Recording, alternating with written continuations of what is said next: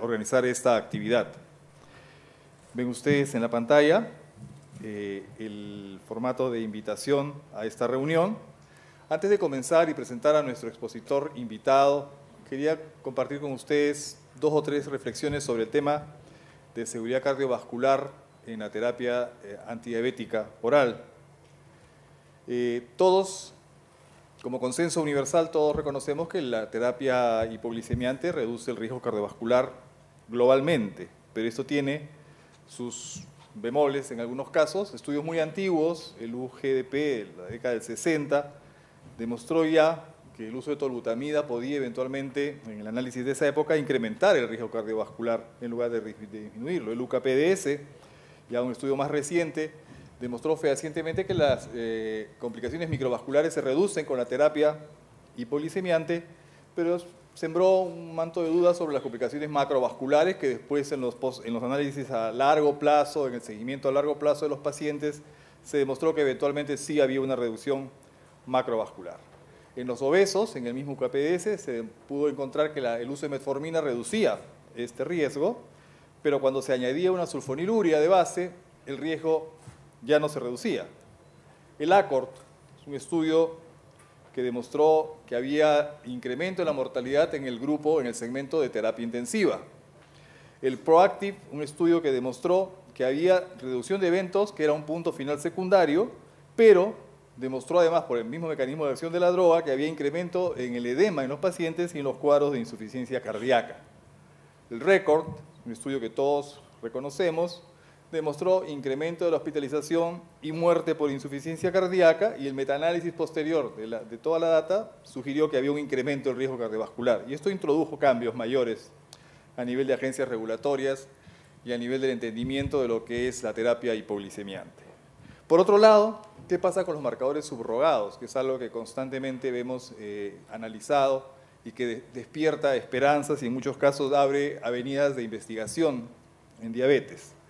Rosiglitazona, por ejemplo, demostró en estudios con marcadores subrogados que reducía significativamente el radio de la íntima media coronaria.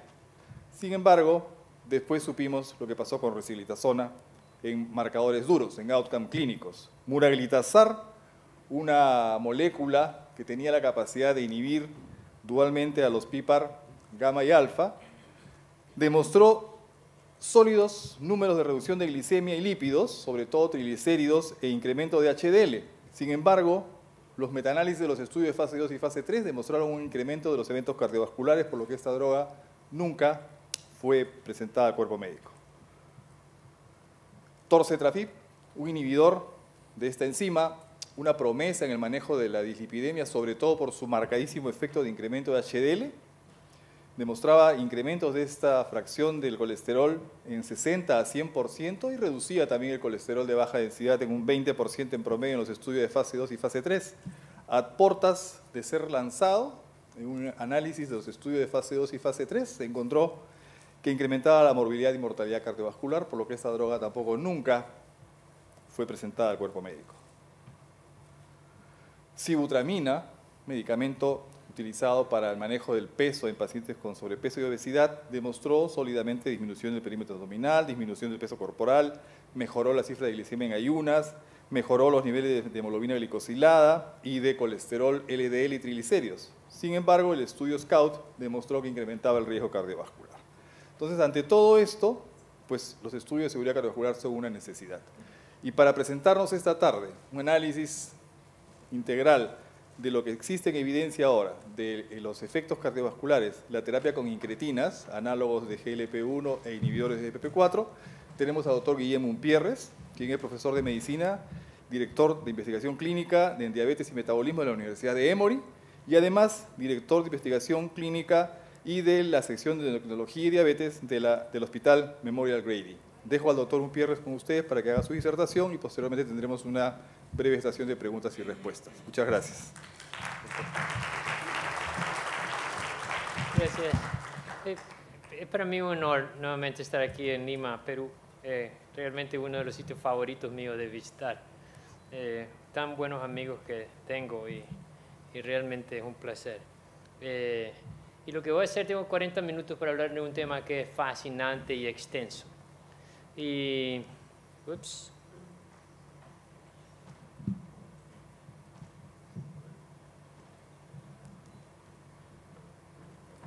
Sorry.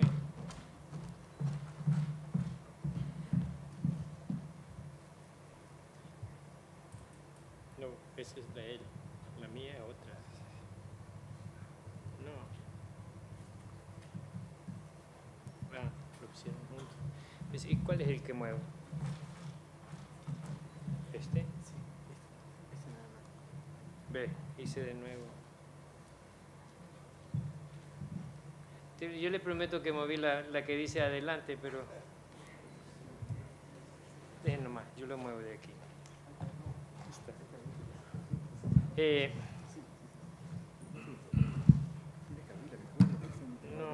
No. Esta. Gracias.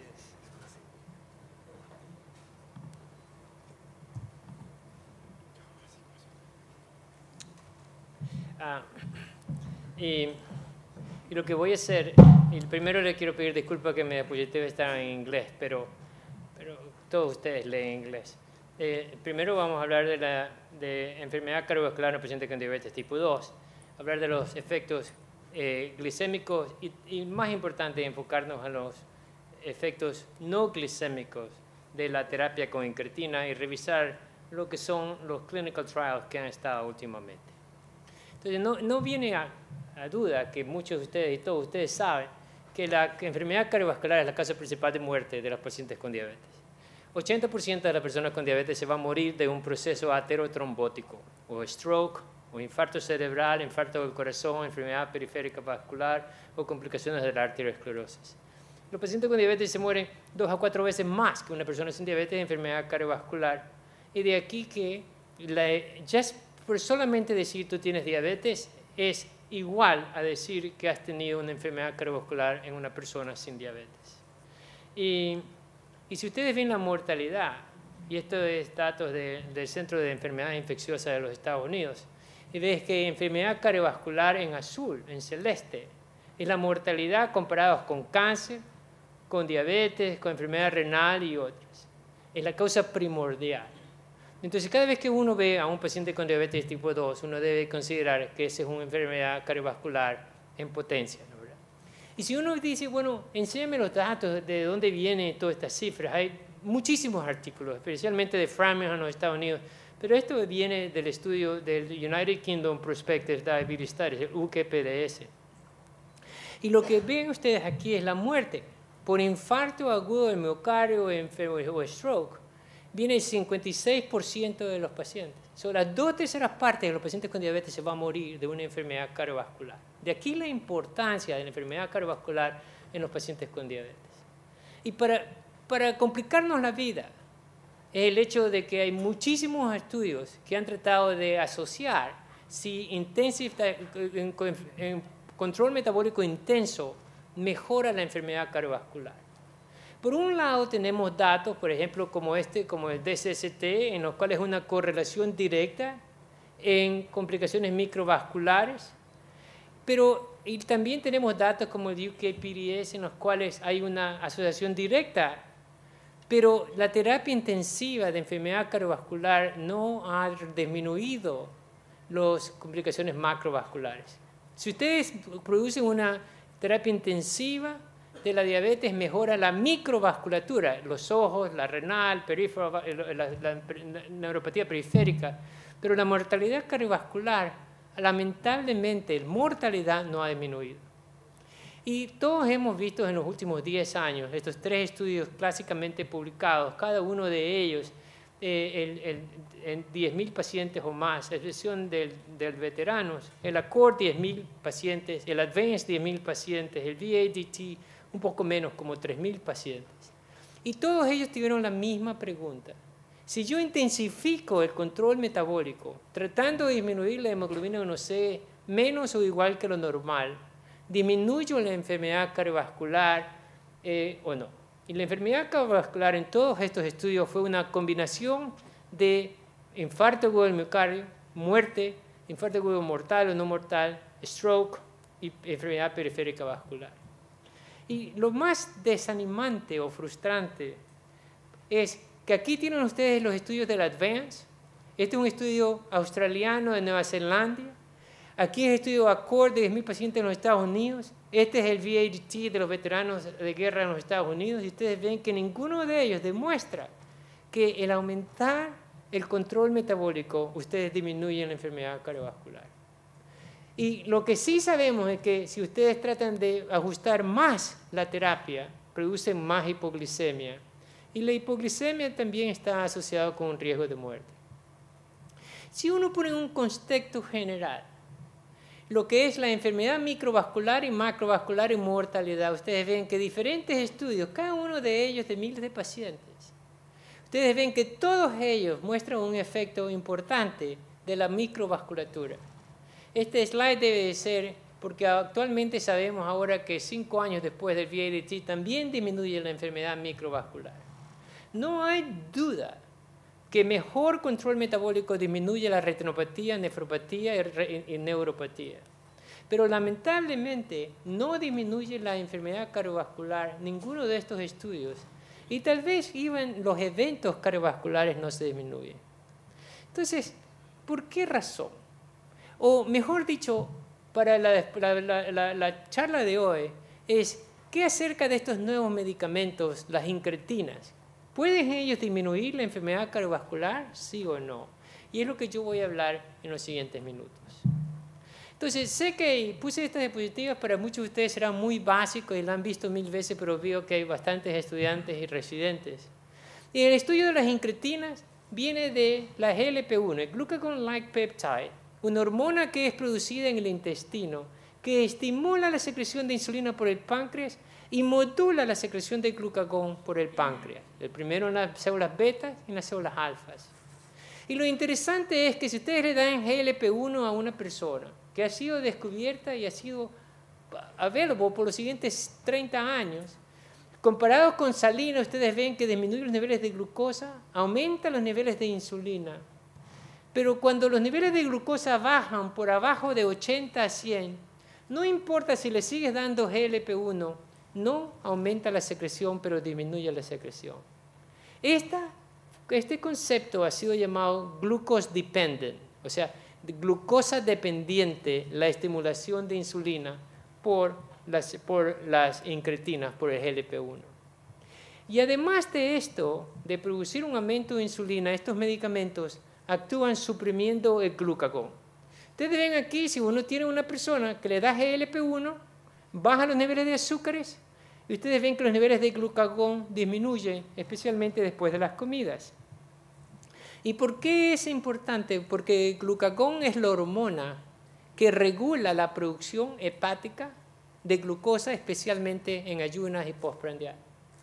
Entonces, es indudable, el GLP-1, si ustedes le dan, aumenta la secreción de insulina, baja los niveles de azúcares, aumenta la secreción de glucagón, disminuye la producción de glucosa por el hígado.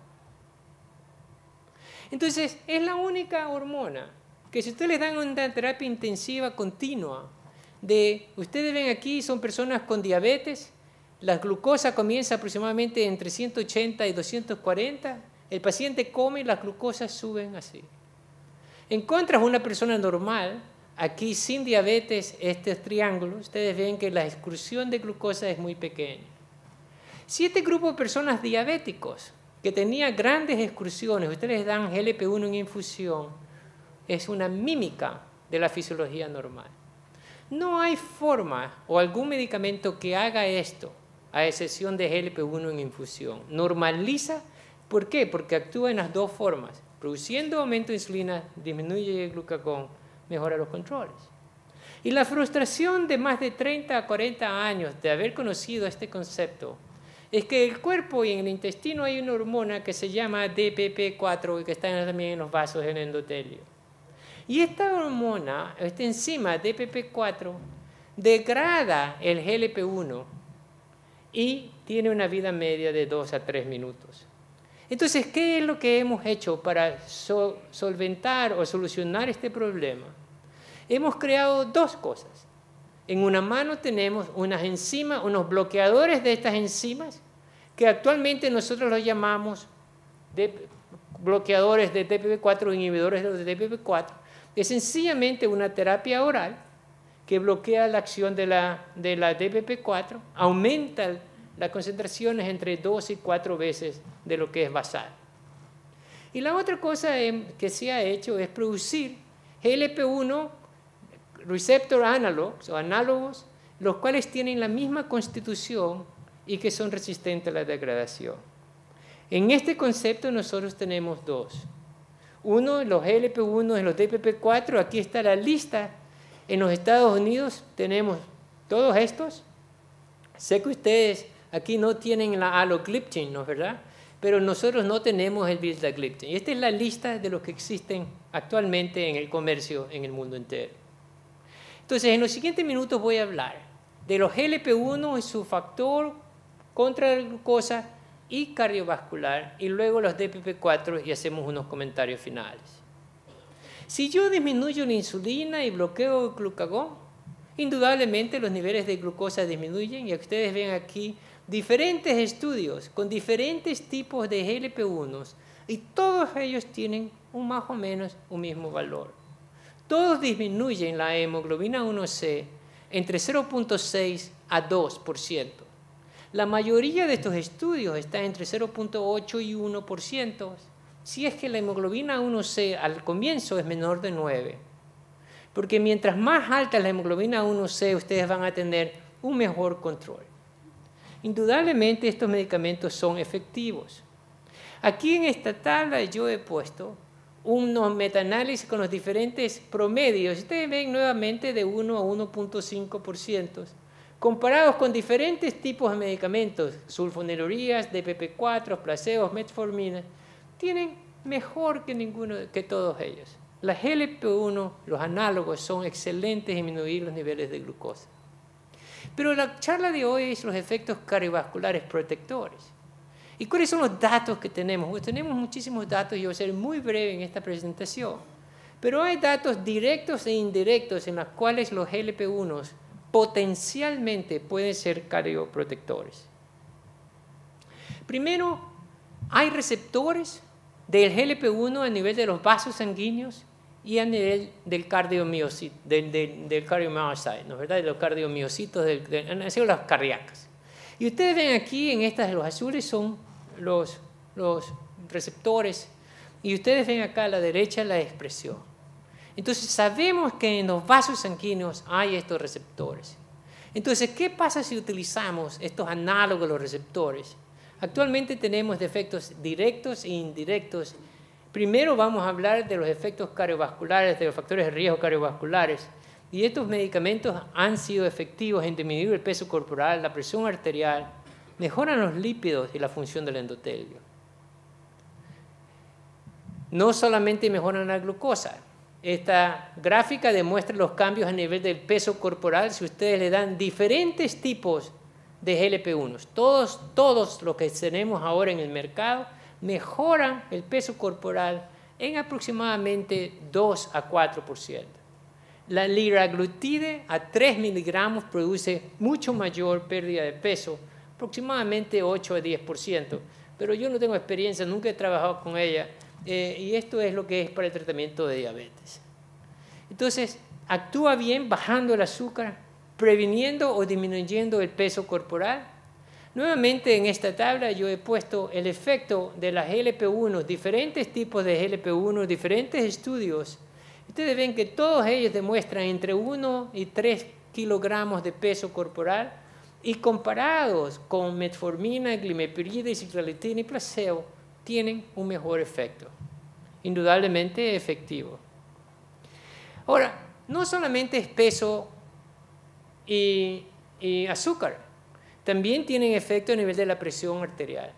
Y aquí ustedes ven que el uso de GLP-1 disminuye independientemente del peso corporal la presión arterial en aproximadamente de 2 a 5 milímetros de mercurio.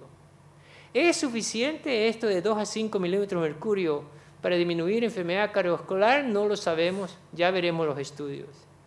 La otra cosa es que los GLP-1 como un beneficio en los factores de riesgo, están los efectos a nivel de los lípidos. Las personas con diabetes tienen dos cosas fundamentalmente de alteraciones de lípidos. Uno es un aumento de triglicéridos y una disminución del HDL colesterol. El LDL colesterol, el colesterol total, no es diferente en las personas con diabetes tipo 2 de las personas sin diabetes tipo 2. Y cuando nosotros usamos el GLP-1, ustedes van a ver una disminución de los niveles de triglicéridos significativamente. Y también tiene un aumento, aunque no es significativo, aquí en este no, pero no cambios muchos en el HDL colesterol. Entonces, nuevamente eso es parte de la resistencia a la insulina, posiblemente por una disminución de la acción antilipolítica de la insulina. Aquí hay otro estudio con los lípidos que también demuestra una disminución de los triglicéridos de la basal de aproximadamente 44 y un aumento del HDL colesterol. Entonces, posiblemente el efecto de los lípidos de los glucagon-like peptides, de los GLP-1, posiblemente sea beneficioso a largo tiempo. Hay estudios como este publicados que en personas que tienen insuficiencia cardíaca congestiva 2, grado 2 y 3 del New York Heart Association, que el uso de GLP-1, ustedes ven aquí que la clase de 3 baja a aproximadamente 2, disminuye el péptido natriurético y aumenta la fracción de eyección del ventrículo izquierdo. Aumenta la capacidad de los caminar por 6 minutos y mejora la calidad de vida. Posiblemente por un efecto, y ya vimos que hay receptores de los cardiomiocitos y en los vasos sanguíneos a nivel de corazón del GLP-1. Este efecto a nivel de la fracción de eyección, hay por lo menos unos 15 a 20 estudios. Todos ellos demuestran que hay un aumento de la fracción de eyección, posiblemente mediado por una mejoría de la fusión endotelial del ventrículo izquierdo, de los vasos sanguíneos. Entonces, el problema es por qué razón no hemos visto una mejoría cardiovascular en estos pacientes. Vamos a ver, y voy a parar aquí con los GLP-1 y me voy a mover al DPP-4 y vemos después los ensayos terapéuticos. Esta es la lista de los DPP-4. Ustedes tienen vildagliptina, nosotros no tenemos vildagliptina, ustedes no tienen alogliptin, nosotros tenemos alogliptina. Entonces, pero todos ellos trabajan muy parecidos. Yo no creo que haya mucha diferencia entre uno y otro. Si ustedes ven los efectos en hemoglobina 1C de todos ellos, disminuye entre 0.5 a 0.8. Si comienza con una hemoglobina 1C mayor de 9, aproximadamente un 1% la disminución de hemoglobina 1C. Si ustedes comparan el GLP-1 o el DPP-4, ¿cuál es mejor? Posiblemente el GLP-1 en relación con la hemoglobina 1C tiene una mejoría. Los GLP-1 son más potentes que las DPP-4 en disminución de la hemoglobina 1C, aunque el efecto es beneficioso para todas las incretinas. ¿Qué acerca del efecto del peso corporal? Cuando usa uno el DPP-4, el efecto en el peso corporal es neutro. No hay alteración, no hay disminución de peso corporal. Pero no aumenta el peso como lo hacen las sulfonilureas, las insulinas o las tiazolidindionas. ¿Eso está bien? ¿Qué acerca de los efectos a nivel de la presión arterial? El GLP-1 disminuye la presión arterial, los DPP-4 no disminuyen la presión arterial. El efecto de la presión arterial son neutros. De los lípidos, ustedes veían que con la GLP-1 había una disminución de los triglicéridos. Lo mismo va a suceder con los DPP-4. Y es sencillamente porque disminuye la concentración de ácidos grasos libres en estos pacientes. Y algunos estudios han demostrado un aumento significativo en la HDL colesterol. O sea, la hiperlipidemia del paciente tipo 2, este tipo de medicamentos es neutral o sugiere una mejoría de ellos. Entonces, indudablemente tenemos nosotros efectos directos e indirectos de la GLP-1 y los DPP-4 en el corazón. Entonces, si uno tiene esto, y si yo te quiero vender un producto hasta aquí, perfecto, ¿no es verdad? ¿Qué no vamos a pensar que estos medicamentos van a disminuir la enfermedad cardiovascular? Y esa es la razón fundamental por la cual el FDE y todas las organizaciones han mandado que se hagan estudios cardiovasculares a largo tiempo para probar que todos estos datos indirectos pueden mejorar, que mejoran la enfermedad cardiovascular, es así. Entonces tenemos ahora algunos ensayos terapéuticos. Esto es los ensayos que se han publicado con los DPP-4 hasta ahora. Tenemos el SAVOR con el uso de saxagliptina, el examen con el uso de alogliptina, el TECO con el uso de sitagliptina, el ELIXA con el uso de lixozinantide y carmelina con la linagliptina, que todavía no se han completado. Déjenme presentarles a ustedes los resultados muy brevemente de ellos. El primer ensayo que demuestra o que trata de demostrar la eficacia cardiovascular a largo tiempo del uso de los DPP-4 se llama SAVOR Trial. Y el SAVOR lo que hace, coge casi 17,000 pacientes con diabetes tipo 2 que tenían enfermedad cardiovascular y los randomizó a placebo o a saxagliptina, sumados a todos los medicamentos que el paciente que tenía. Estos medicamentos, este ensayo no quiso demostrar una mejoría de glicemia, no quiso demostrar, sencillamente miraban efectos cardiovasculares y le dieron 5 miligramos versus placebos y lo siguieron a estos pacientes. El endpoint primario era un compuesto de enfermedad cardiovascular, infarto agudo del miocardio y enfermedad cerebral isquémica o stroke. Y ustedes ven aquí que el grupo de la saxagliptina, a los 2 años, el endpoint primario versus placebo no fue significativo. Entonces, no hay una inferioridad ni superioridad. Este trabajo fue diseñado para mostrar no inferioridad y luego, por supuesto, pues, fueron exitosos en demostrar esto. Y si ustedes ven aquí cada uno de las diferentes cosas que miraron, pues no hay absolutamente ninguna diferencia. Ni siquiera por hipoglicemia, hospitalizaciones, a excepción de las hospitalizaciones por insuficiencia cardíaca congestiva.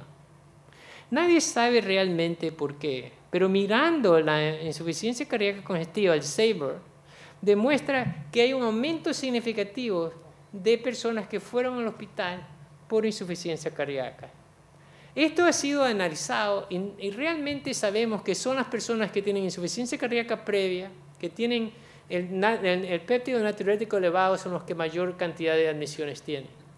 Solamente se observó un aumento de admisiones por insuficiencia cardíaca en los Estados Unidos y en Canadá.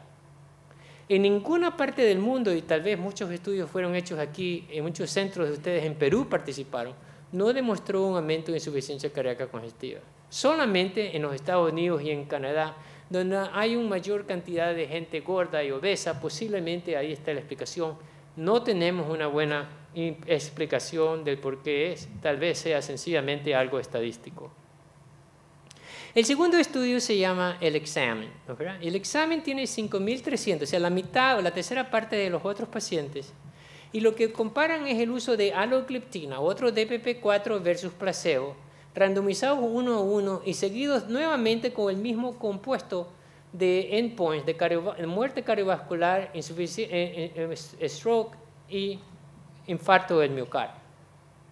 Teniendo este compuesto, y ustedes ven que nuevamente ustedes no hay diferencia. La alogliptina sumado a la terapia del paciente o placebo sumado a la terapia del paciente no demuestra una disminución o una mejoría o empeoramiento de la enfermedad cardiovascular.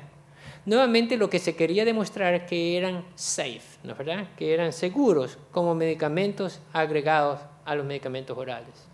Y si ustedes ven cada uno de los diferentes compuestos, pues no hubo absoluta ninguna diferencia. Pero algo que llama la atención y que ha sido una preocupación de la FDA en los Estados Unidos es que el número de infartos del miocardio fue un poco mayor en el grupo de alogliptina comparado con el grupo placebo. El tercer estudio se llama TECOS, que fue presentado ahora en junio en la Asociación Americana de Diabetes y que fue publicado el mismo día por el New England Journal of Medicine. Y aquí tenemos los efectos glicémicos. El TECOS midió la sitagliptina dadas una vez al día versus placebo, el mismo tipo de outcomes, enfermedad cardiovascular, una serie de compuestos de estos medicamentos. Y ustedes ven que hubo una disminución de aproximadamente 0.3% de la hemoglobina A1C. Pero no era este estudio no fue diseñado para demostrar mejoría de glucosa. Para comenzar, la hemoglobina A1C de estos pacientes no era tan alta, era menor de 8. Entonces, no esperan ustedes que van a tener mucha mejoría de la glicemia. Lo que ellos demostraron, o trataron de demostrar, es el compuesto de enfermedad cardiovascular. Y ustedes ven que comparado con placebo, la sitaglitina no tuvo ningún riesgo de enfermedad cardiovascular añadida. Si ustedes ven aquí cada uno de los diferentes compuestos, nuevamente no ven una diferencia en muerte, infarto del miocardio, stroke o hospitalización debido a angina inestable, en la diferencia entre la sitaglitina y placebo. Y a diferencia de la saxagliptina, no hubo diferencia en la admisión al hospital por insuficiencia cardíaca congestiva, sugiriendo que el uso de DPP-4 es libre de complicaciones y que se puede utilizar en el grupo de pacientes que tienen enfermedad cardiovascular. ¿Por qué es importante? Porque el 50% de las personas que tienen diagnóstico de diabetes tipo 2, de reciente diagnóstico, tienen ya enfermedad cardiovascular. El uso de DPP-4 es safe y se puede utilizar. Yo no tengo y no creo que nadie tenga las diapositivas del ELIXA, o si alguien las tiene me las pasa. Pero el ELIXA es una GLP-1 y ha sido el primer trabajo que ha sido presentado, aunque no ha sido publicado todavía. Sé que está siendo revisado por el New England, no sé si ha sido aceptado o no.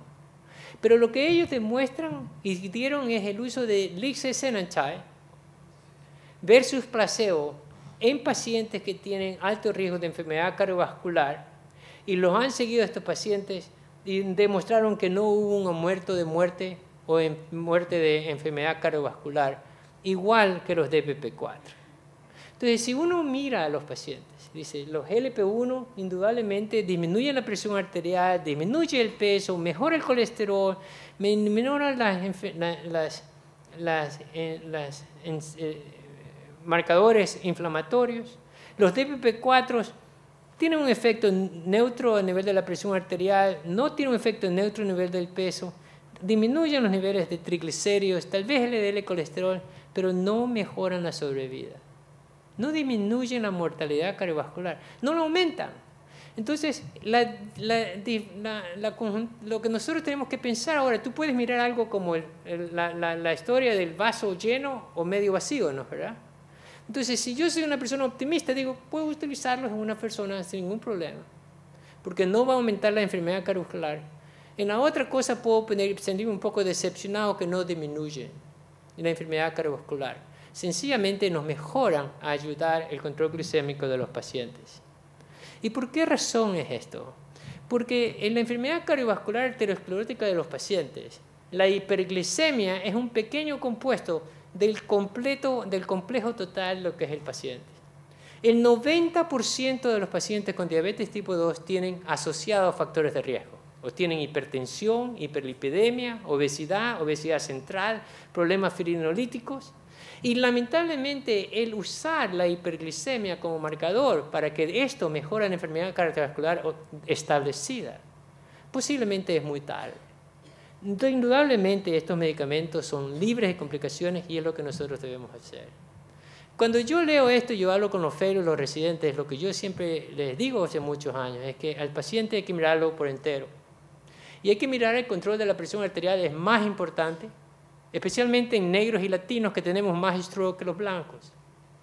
La presión arterial es más importante que el nivel de glucosa. Entonces, el control de lípidos es más importante que el nivel de glucosa para prevenir enfermedad cardiovascular. Si ustedes quieren prevenir enfermedad microvascular, por supuesto, el nivel de glucosa es más importante que la hipertensión y la hiperlipidemia.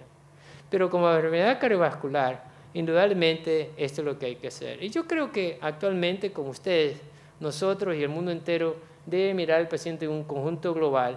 Y aquí están las guías, que dice el ADA y el ACE, de disminuir la glucosa, hemoglobina 1C alrededor de 7, una presión arterial de entre 140 y 80, el LDL entre 70 y 100 miligramos, y por supuesto esta pelea entre el ACE y el AGA, sabrá Dios quién tendrá la razón.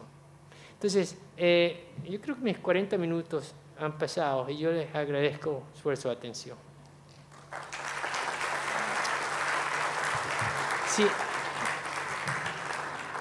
Si alguien quiere una copia de esta diapositiva, mi secretaria se las manda. Hemos usado pacientes que ya tienen compromiso cardiovascular, o sea, un criterio de inclusión era, por ejemplo, que eran hipertensos o que tenían proteinuria o que tenían una proteinuria significativa, que de hecho es una enfermedad cardiovascular.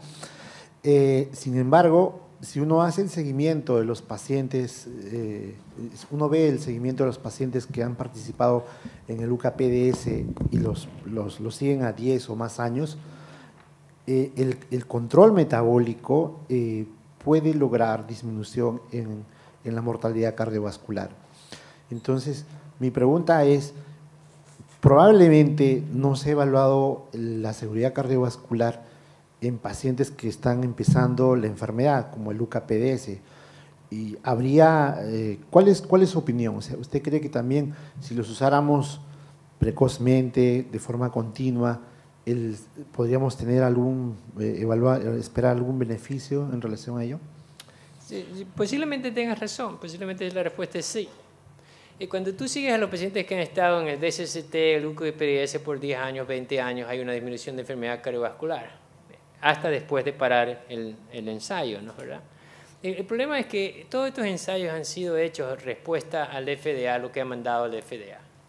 Entonces, ¿por qué razón coger a personas que tienen enfermedad cardiovascular activa, factores de riesgo muy altos? Sencillamente porque quieres demostrar que no hay inferioridad. Si coges a una persona sana de 30 años, te vas a demorar 20 años y no hay un estudio que pueda, no hay una casa comercial o nadie puede hacer un estudio de 20, 30 años. Es muy costoso, es muy difícil.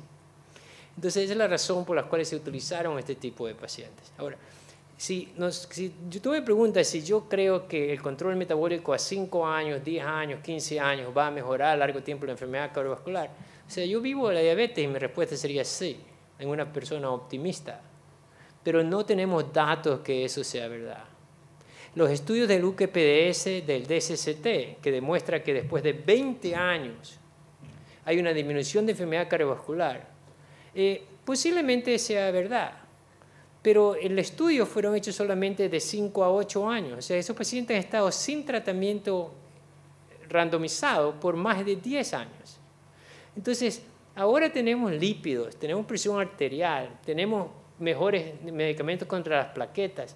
Posiblemente sea una combinación de factores que han mejorado este tipo de pacientes. Entonces, lamentablemente, yo creo que un mensaje claro para mí es: la diabetes tiene dos tipos de complicaciones: las complicaciones de vasos sanguíneos pequeños y las complicaciones de vasos sanguíneos grandes, o microvasculares, macrovasculares.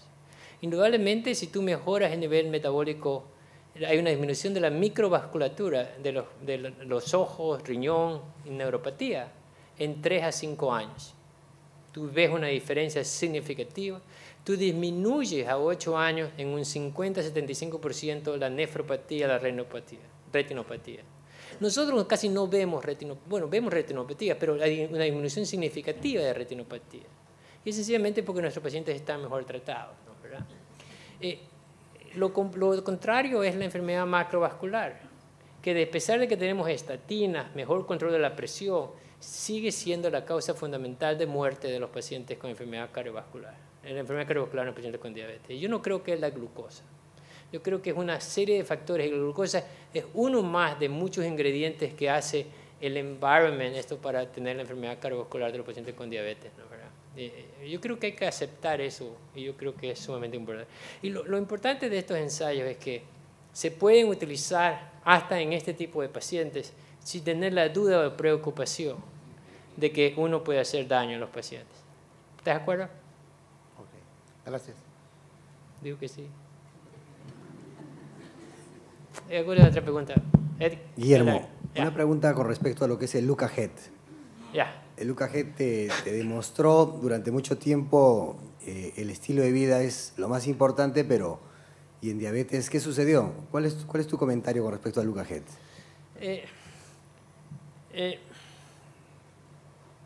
El LucasHead es un estudio hecho en cerca de 3.000 y más personas, casi 5.000 personas, en los Estados Unidos, que cogieron personas que tenían diabetes tipo 2, mayor de 50 años de edad, con factores de riesgo, para ver si la intervención del estilo de vida, dieta y ejercicio, disminuye la enfermedad cardiovascular.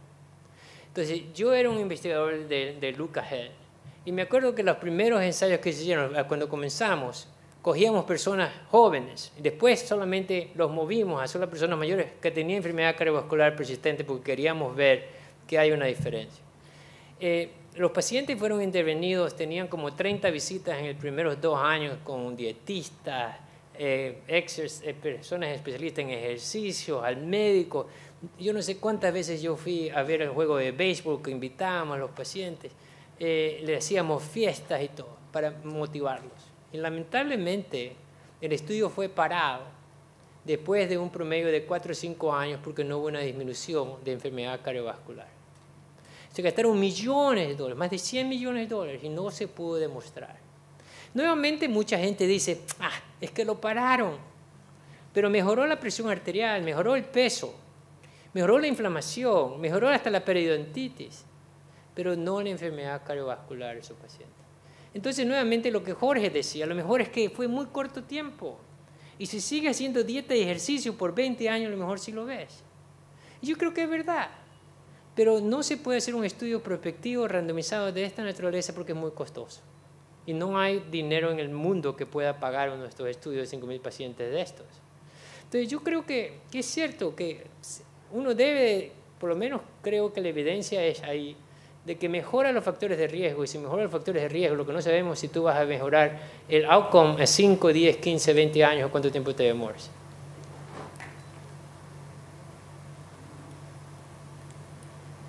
Jaime Davidson está aquí. All right, muchas gracias. De los pacientes con diabetes. 80% de las personas con diabetes se van a morir de un proceso aterotrombótico, o stroke, o infarto cerebral, infarto del corazón, enfermedad periférica vascular o complicaciones de la arteriosclerosis. Los pacientes con diabetes se mueren 2 a 4 veces más que una persona sin diabetes de enfermedad cardiovascular. Y de aquí que por solamente decir tú tienes diabetes es igual a decir que has tenido una enfermedad cardiovascular en una persona sin diabetes. Y si ustedes ven la mortalidad, y esto es datos del Centro de Enfermedades Infecciosas de los Estados Unidos, y ves que enfermedad cardiovascular en azul, en celeste, es la mortalidad comparada con cáncer, con diabetes, con enfermedad renal y otras. Es la causa primordial. Entonces, cada vez que uno ve a un paciente con diabetes tipo 2, uno debe considerar que esa es una enfermedad cardiovascular en potencia, ¿no? ¿Verdad? Y si uno dice, bueno, enséñame los datos de dónde vienen todas estas cifras, hay muchísimos artículos, especialmente de Framingham en los Estados Unidos, pero esto viene del estudio del United Kingdom Prospective Diabetes Studies, el UKPDS. Y lo que ven ustedes aquí es la muerte por infarto agudo del miocardio o stroke. Viene el 56% de los pacientes. Son las 2/3 partes de los pacientes con diabetes se van a morir de una enfermedad cardiovascular. De aquí la importancia de la enfermedad cardiovascular en los pacientes con diabetes. Y para complicarnos la vida, es el hecho de que hay muchísimos estudios que han tratado de asociar si en control metabólico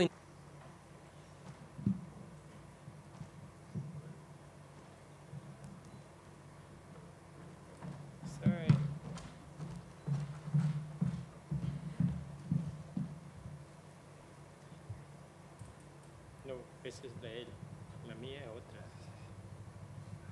No. Lo pusieron juntos. ¿Y cuál es el que muevo? ¿Este? Sí, este nada más. Ve, hice de nuevo.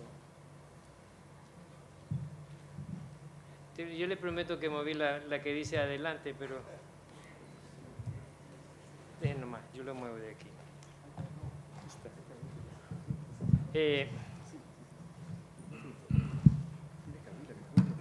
No. Esta. Gracias.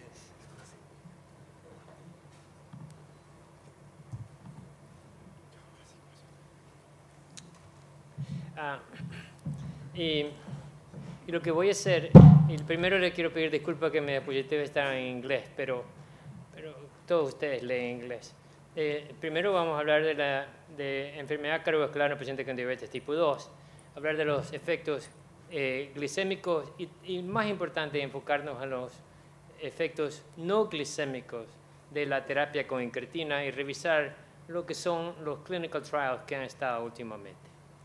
Entonces, no viene a duda que muchos de ustedes y todos ustedes saben que la enfermedad cardiovascular es la causa principal de muerte. Organizar esta actividad. Ven ustedes en la pantalla el formato de invitación a esta reunión. Antes de comenzar y presentar a nuestro expositor invitado, quería compartir con ustedes 2 o 3 reflexiones sobre el tema de seguridad cardiovascular en la terapia antidiabética oral.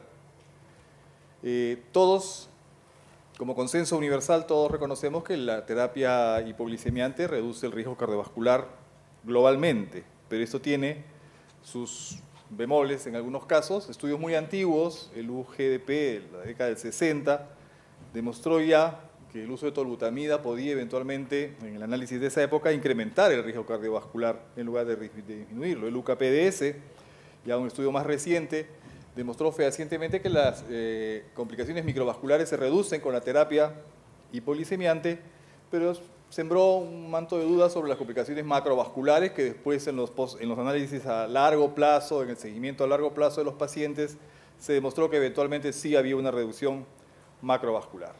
En los obesos, en el mismo UKPDS, se pudo encontrar que el uso de metformina reducía este riesgo, pero cuando se añadía una sulfoniluria de base, el riesgo ya no se reducía. El ACORD es un estudio que demostró que había incremento en la mortalidad en el grupo, en el segmento de terapia intensiva. El PROACTIVE, un estudio que demostró que había reducción de eventos, que era un punto final secundario, pero demostró además, por el mismo mecanismo de acción de la droga, que había incremento en el a portas de ser lanzado. En un análisis de los estudios de fase 2 y fase 3 se encontró que incrementaba la morbilidad y mortalidad cardiovascular, por lo que esta droga tampoco nunca fue presentada al cuerpo médico. Sibutramina, medicamento utilizado para el manejo del peso en pacientes con sobrepeso y obesidad, demostró sólidamente disminución del perímetro abdominal, disminución del peso corporal, mejoró la cifra de glicemia en ayunas, mejoró los niveles de hemoglobina glicosilada y de colesterol LDL y triglicéridos. Sin embargo, el estudio SCOUT demostró que incrementaba el riesgo cardiovascular. Entonces, ante todo esto, pues los estudios de seguridad cardiovascular son una necesidad. Y para presentarnos esta tarde un análisis integral de lo que existe en evidencia ahora, de los efectos cardiovasculares, la terapia con incretinas, análogos de GLP-1 e inhibidores de DPP-4, tenemos al doctor Guillermo Umpierres, quien es profesor de medicina, director de investigación clínica en diabetes y metabolismo de la Universidad de Emory, y además director de investigación clínica y de la sección de endocrinología y diabetes del Hospital Memorial Grady. Dejo al doctor Umpierres con ustedes para que haga su disertación y posteriormente tendremos una breve estación de preguntas y respuestas. Muchas gracias. Gracias. Es para mí un honor nuevamente estar aquí en Lima, Perú. Realmente uno de los sitios favoritos míos de visitar. Tan buenos amigos que tengo y realmente es un placer. Y lo que voy a hacer, tengo 40 minutos para hablar de un tema que es fascinante y extenso. Edema en los pacientes y en los cuadros de insuficiencia cardíaca. El RECORD, un estudio que todos reconocemos, demostró incremento de la hospitalización y muerte por insuficiencia cardíaca, y el metaanálisis posterior de toda la data sugirió que había un incremento del riesgo cardiovascular. Y esto introdujo cambios mayores a nivel de agencias regulatorias y a nivel del entendimiento de lo que es la terapia hipoglicemiante. Por otro lado, ¿qué pasa con los marcadores subrogados? Que es algo que constantemente vemos analizado y que despierta esperanzas y en muchos casos abre avenidas de investigación en diabetes. Rosiglitazona, por ejemplo, demostró en estudios con marcadores subrogados que reducía significativamente el radio de la íntima media coronaria. Sin embargo, después supimos lo que pasó con rosiglitazona en marcadores duros, en outcome clínicos. Muraglitazar, una molécula que tenía la capacidad de inhibir dualmente a los PPAR gamma y alfa, demostró sólidos números de reducción de glicemia y lípidos, sobre todo triglicéridos e incremento de HDL. Sin embargo, los metaanálisis de los estudios de fase 2 y fase 3 demostraron un incremento de los eventos cardiovasculares, por lo que esta droga nunca fue presentada al cuerpo médico. Torcetrafib, un inhibidor de esta enzima, una promesa en el manejo de la dislipidemia, sobre todo por su marcadísimo efecto de incremento de HDL, demostraba incrementos de esta fracción del colesterol en 60 a 100% y reducía también el colesterol de baja densidad en un 20% en promedio en los estudios de fase 2 y fase 3.